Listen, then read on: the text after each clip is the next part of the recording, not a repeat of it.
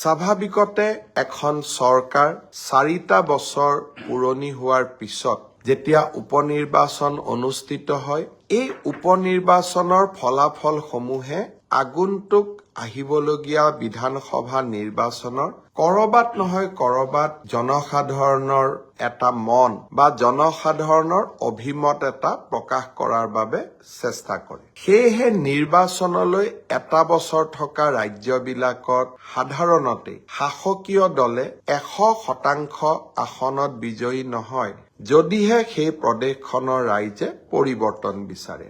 অসমৰ ৰাইজে আমাক 100%ৰ ওপৰত এক প্ৰকাৰ এটা প্ৰিমিয়াম দিলে। প্ৰিমিয়াম হ'ল চামুগুৰি সমষ্টি।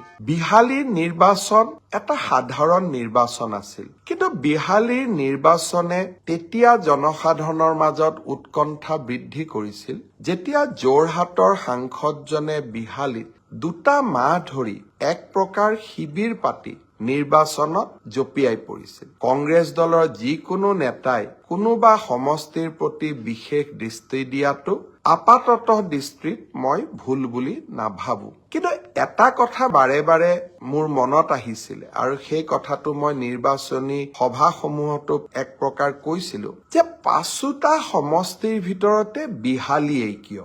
আন কোনোবা এটা সমষ্টিতো তেওঁ 3 মাহ বাহৰ পাতিব পাৰিলেহেঁতেন। মই যিমান দূৰ অৱগত, কংগ্ৰেছ দলে প্ৰথমতে তেওঁক চিডলি সমষ্টিৰ দায়িত্ব দিছিল। তেওঁ নিজে আবেদন কৰি চিডলি সমষ্টিৰ পৰা বিহালী সমষ্টিত নিজৰ দায়িত্বভাৰ লৈছিলে। বিহালীত আমাৰ দলৰ প্ৰাৰ্থী আছিলে দিগন্ত ঘাটোৱাৰ।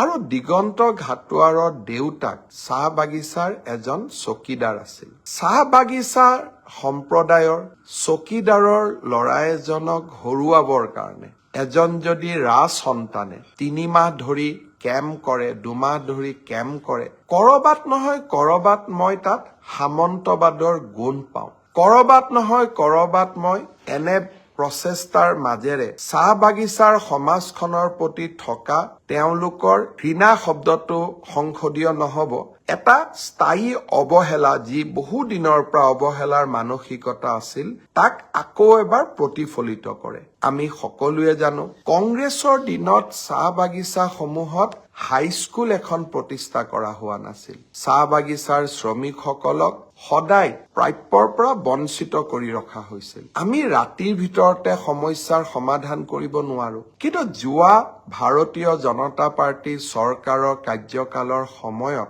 আমি আন্তৰিকতাৰে চাহ বাগিচাৰ শ্ৰমিকসকলৰ সমস্যাসমূহ সমাধানৰ বাবে প্ৰচেষ্টা কৰিছো। আৰু কৰবাত নহয় কৰবাত বাগিচাৰ ৰাইজে আমাক আদৰণিও জনাইছে।